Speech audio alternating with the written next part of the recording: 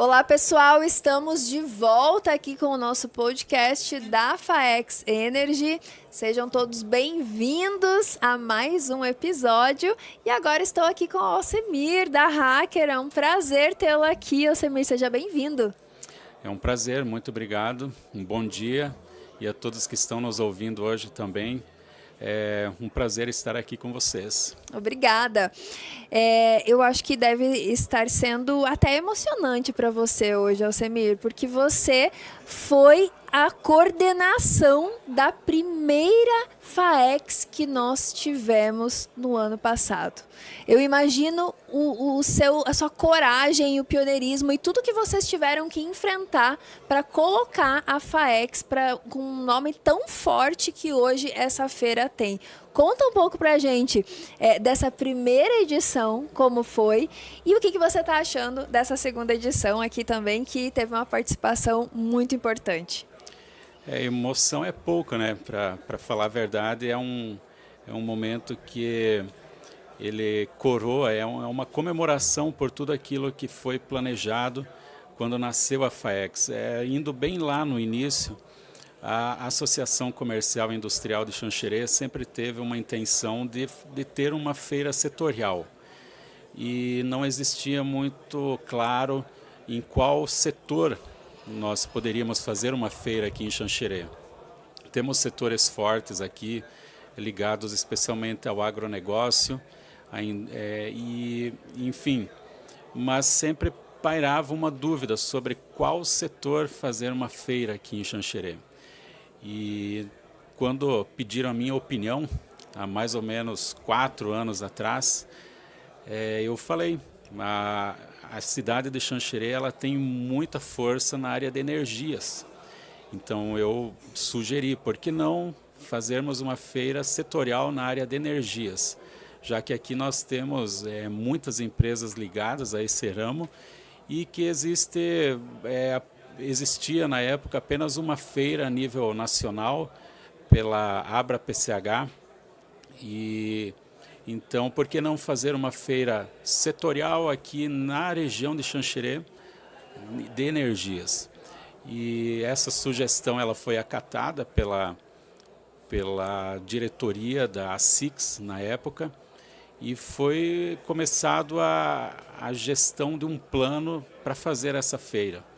E muitas outras pessoas que foram consultadas acabavam falando a mesma ideia, assim, de que Xanxerê realmente tem muita gente envolvida na área de energias.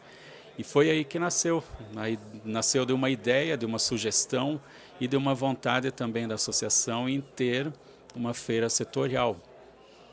Muito legal, nossa, estar vivendo isso hoje e saber a história, acho que até é outro sentido, né, pra gente que está aqui hoje. Então é muito legal entender como que surgiu e ver a dimensão que tomou essa feira, né, Alcemir? Olha só, hoje, quantas pessoas estão circulando por aqui, quantos expositores, fila de expositores, com certeza um espaço maior, talvez na próxima edição. E assim, para você ver isso, deve ser uma realização, né?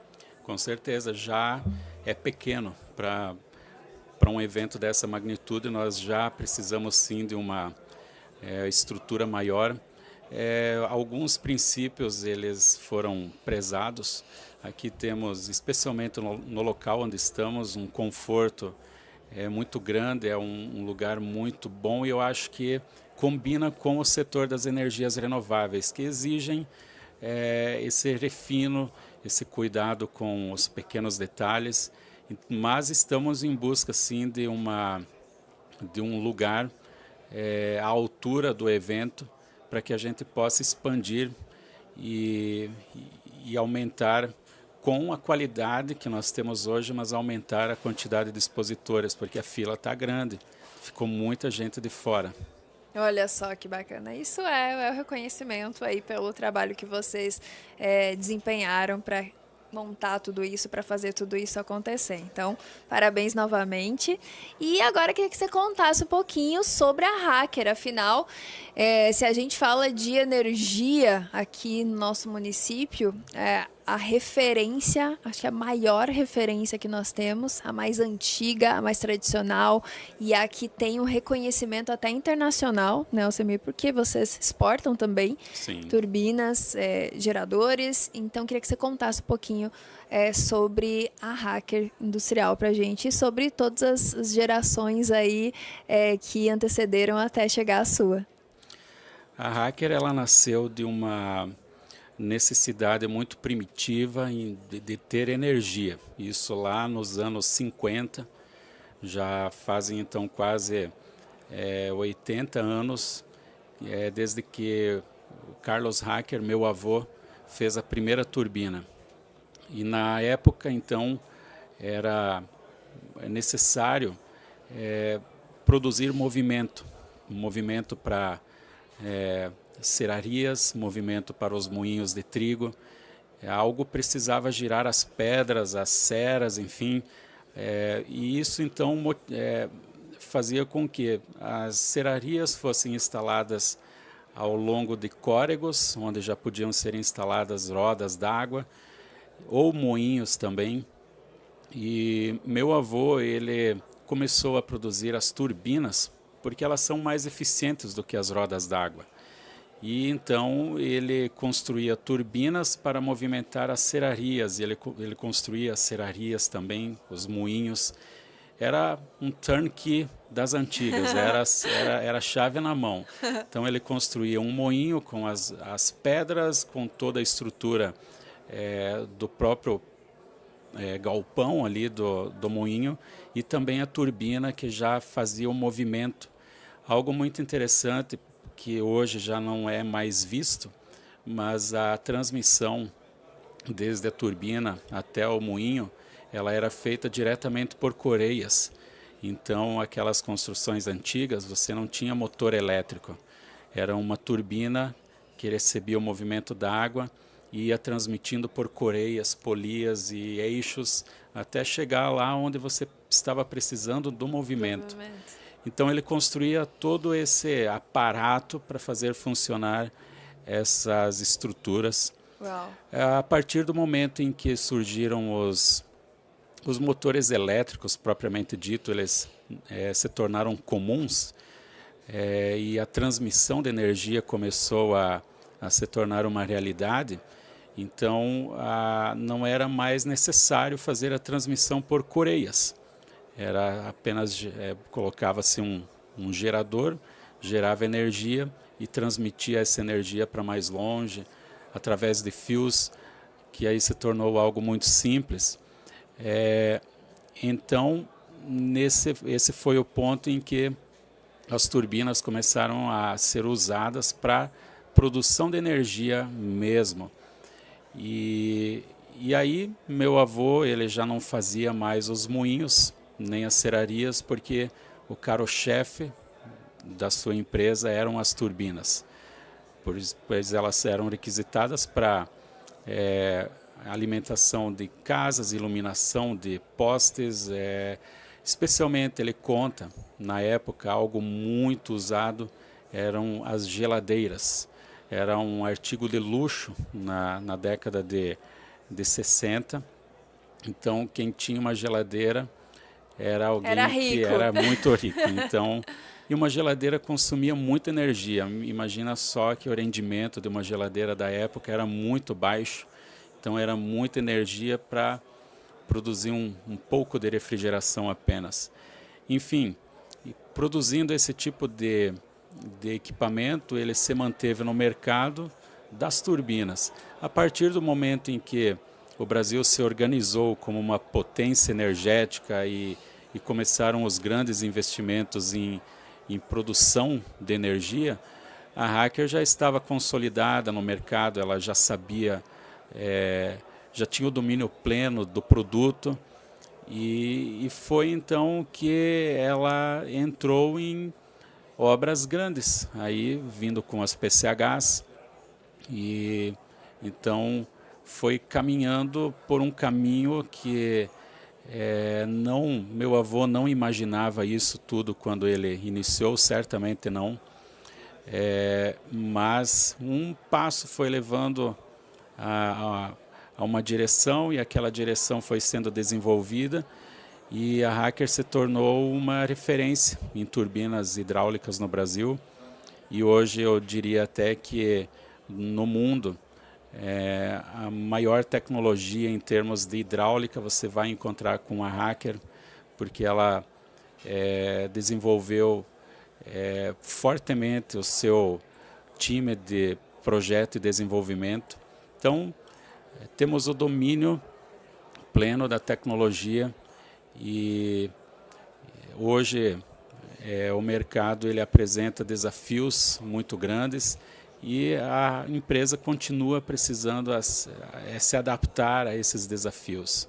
Eu ia perguntar agora sobre isso, as perspectivas assim futuras, porque é uma construção, né? Foi, como você mesmo comentou, foi um desenvolvimento de tecnologias, aprimorando cada vez mais a eficiência dessas turbinas, né? Afinal, são vários tipos de turbinas que a gente tem, variando de acordo com a utilização com a queda, com a vazão do rio.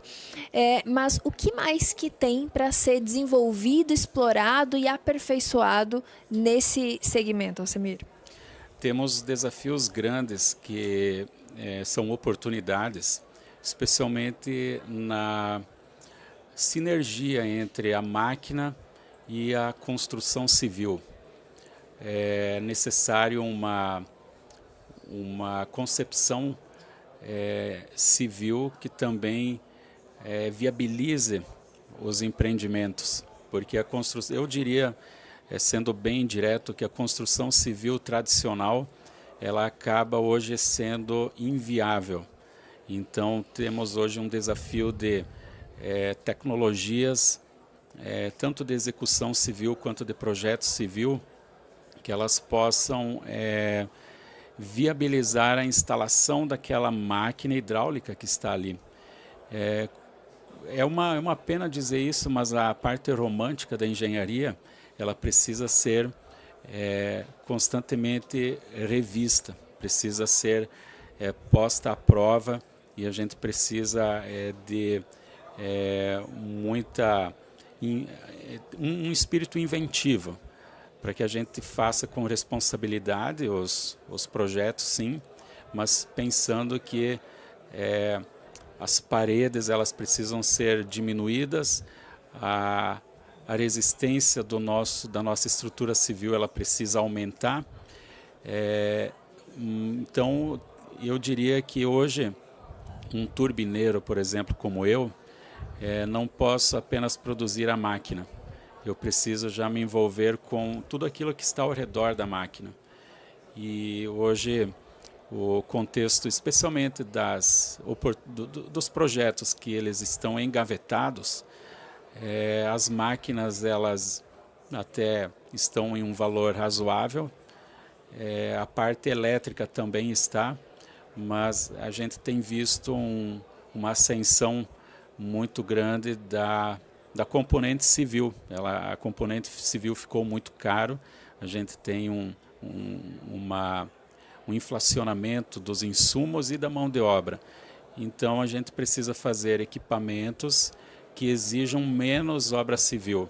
Entendi. E esse é um contexto que tem sido um desafio para a Hacker, mergulhar nesse mundo civil, que nunca foi o ponto central da empresa, mas que é necessário para que a gente ajude a oferecer uma solução para o nosso cliente que viabilize a obra dele. Muito bom, muito bom. São desafios que envolvem o todo, né? E quando a gente está falando de uma usina, são várias frentes de atuação, são várias multidisciplinariedade que a gente fala, né? São muitos profissionais envolvidos para que aquela solução aconteça. Muito interessante. Bom, te agradeço muito, Alcemir. Foi muito legal o nosso bate-papo. Ficaria mais aqui porque é muito interessante ouvir as histórias, entender esse contexto. Mas, fica a dica aí do livro, fazer o livro aí contando a história, porque tem muita história. Ele vai ser feito. A cidade de Xanxerê, ela merece, ela precisa saber dessas histórias. E não só Xanxerê, o Brasil precisa saber de onde nasceram as suas tecnologias que hoje são usadas e estão difundidas, mas os grandes empreendedores da área hidrelétrica, não só falando da Hacker, mas empreendedores, aqueles que acreditaram no mercado, muitos são aqui de Xanxerê. Verdade. E essas pessoas têm que ter o nome delas escritas na história. E esse livro ele vai ser feito, precisamos fazê-lo. Com certeza, muito bom, muito bom. Depois, quando for lançado, você conta pra gente comunicar para os nossos ouvintes aqui. Muito obrigada, te agradeço a participação, tá? Sinta-se à vontade, afinal você está em casa, você quem ajudou a construir isso aqui também, essa feira. E obrigada por toda a dedicação aqui pelo nosso município. É uma honra, assim, ter a Hacker, sabe? Acho que ele leva muito o nível de Xanxerê, assim como todas as outras empresas que construíram e constroem essa história da energia aqui no nosso município. Obrigada mesmo. Eu fico muito feliz de ter participado e um ótimo programa para ti nessa condução do podcast aqui e uma ótima feira a todos. Muito obrigada. Muito obrigado. Obrigada, Semir. Pessoal, nos vemos aí no nosso próximo episódio. Não sai daí que voltamos logo logo. Vamos ter um intervalinho agora, tá certo? Até já.